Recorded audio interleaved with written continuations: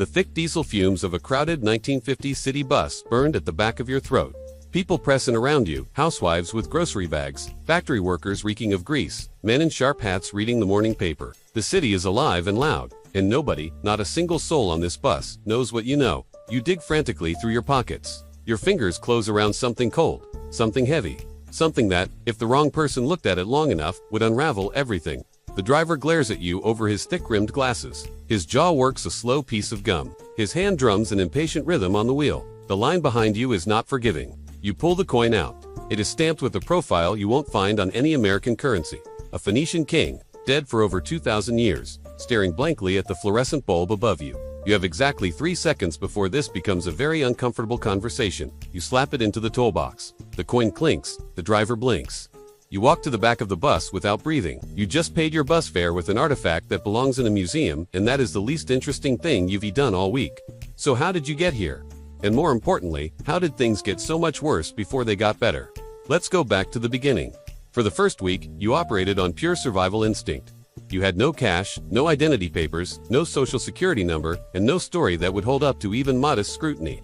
What you did have was your pockets. Whatever you'd been carrying when the jump happened, house keys that didn't exist yet, a lighter stamped with a future date, loose change from your wallet had come through with you, and tucked into a pouch at the back of your jacket were 17 ancient coins. Phoenician, Roman, Greek, the kind of coins that end up in museums. You'd grabbed them impulsively from a dealer's table before the jump.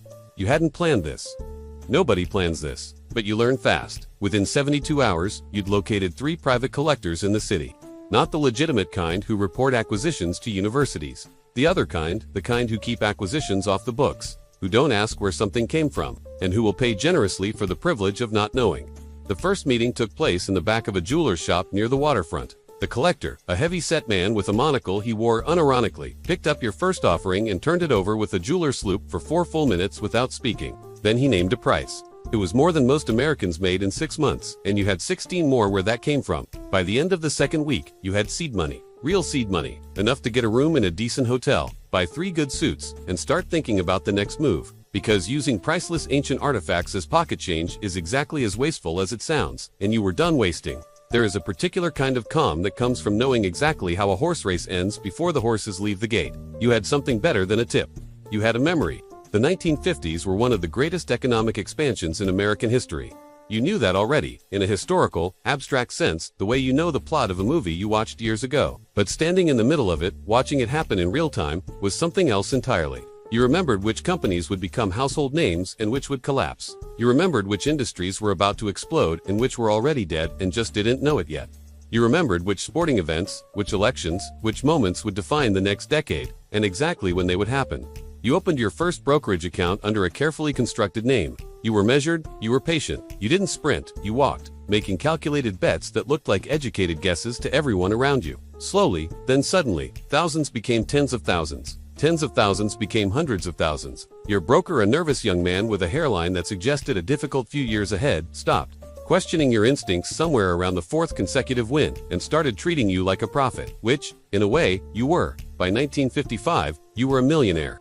By 1957, you were several times over. You had conquered the financial system of an entire decade, using nothing but information you already possessed. And it felt, for exactly a moment, like freedom. It was not freedom. By the late 1950s, you had built the kind of life that post-war America held up as the definition of success.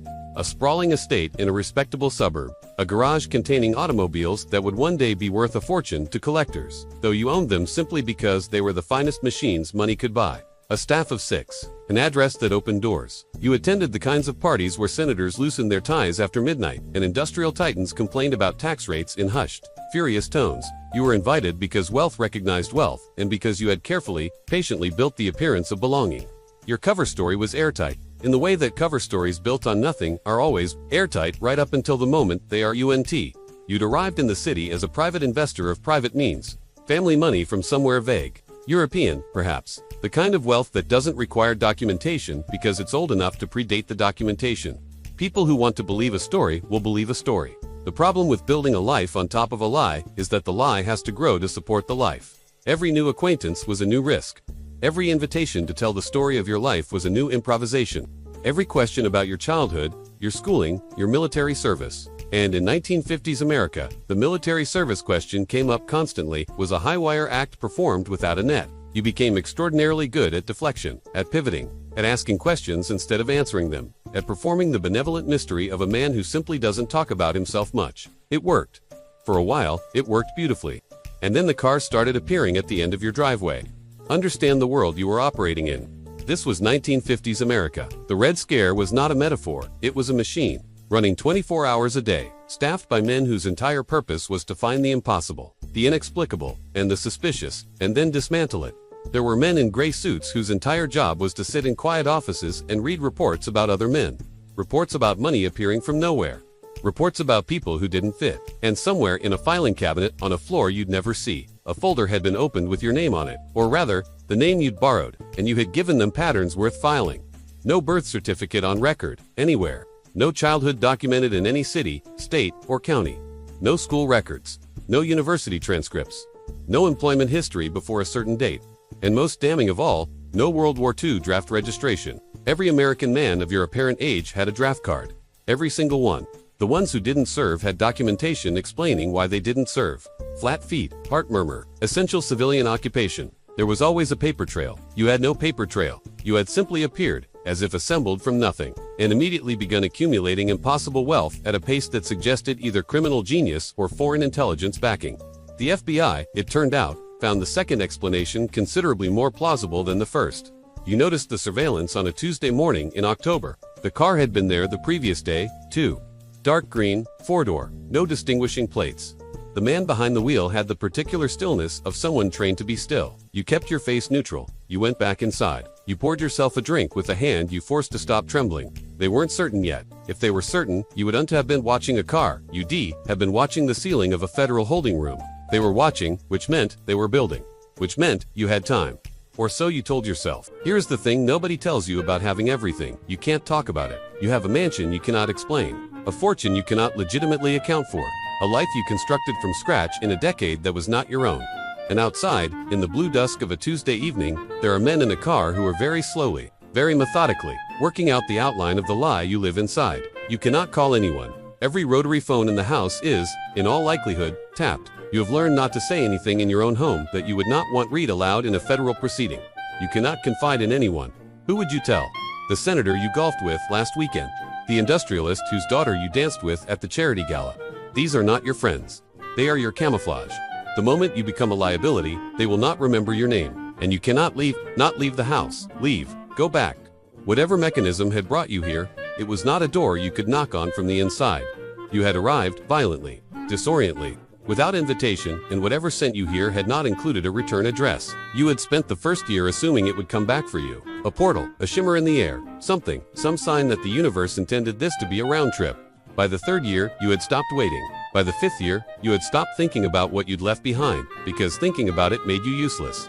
And being useless in your situation was the one luxury you could not afford. The fortune is real, the house is real, the suits and the cars and the parties and the careful, exhausting performance of being a person who belongs here. All of it is real, and none of it is yours. You are a ghost wearing a rich man's clothes in an era that isn't yours, watched by a government that doesn't understand what you are, surrounded by people who will never know the truth, in a life you've built on top of nothing, and you cannot tell a single soul. You pour a second drink.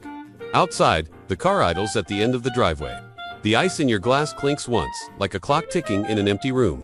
And you stand there, the wealthiest, most surveilled, most profoundly alone person in the entire mid-century world, and you wait. For what? Exactly, you're no longer sure. So, there it is. You beat the market. You cracked the social code. You built a life that looked, from the outside, like the American dream rendered in real time, and you ended up in a gilded cage, watched by the FBI, isolated from every human being on Earth by a secret you can never share. The 1950s didn't care that you came from the future. They just processed you like they processed everything with polished surfaces on top and something much darker running underneath. If you made it this far, you already know what to do. Tell me in the comments at which level would you have stopped. Most people don't make it past level 2. See you in the next timeline.